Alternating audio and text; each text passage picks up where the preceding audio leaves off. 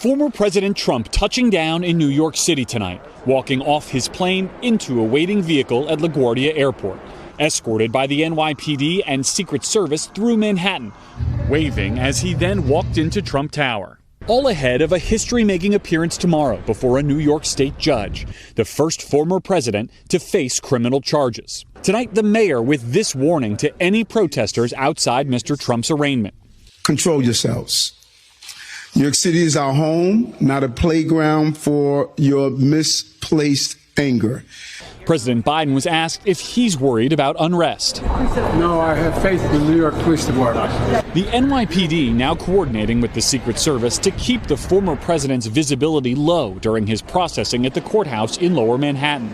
Sources familiar with the planning say Mr. Trump will be fingerprinted, but likely won't have a mugshot or DNA swab taken. Secret Service agents will never be more than arm's length away from him. The former president expected to be arraigned on some 30 document fraud-related counts, according to two sources familiar with the still-sealed indictment. His attorneys vowing a not guilty plea. He's gearing up for a battle.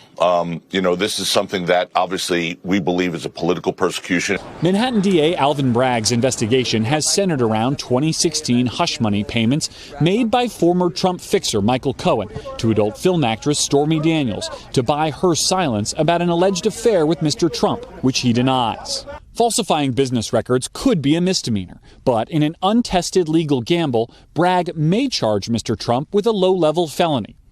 Mr. Trump blasting Bragg on social media as, quote, corrupt, and his case as election interference. The charges from a Democratic DA largely uniting Republicans. I watch it happen all the time in the third world and in developing countries. They use prosecutors to go after candidates. Even those expected to challenge Mr. Trump for the GOP nomination are slamming the progressive prosecutor. He doesn't want to charge people with felonies. So now he turns around purely for political purposes and indicts a former president on misdemeanor offenses that they're straining to try to convert into felonies. That is when you know that the law has been weaponized for political purposes. And Garrett, the Trump campaign is insisting this indictment has been helping them. Well, Lester, the campaign has been using the publicity around the indictment as a fundraising tool, and they say it's worked, with more than $7 million raised so far. Mr. Trump's legal team, on the other hand, argued before a judge today to not allow cameras in the courtroom, saying they would contribute to a circus-like atmosphere here.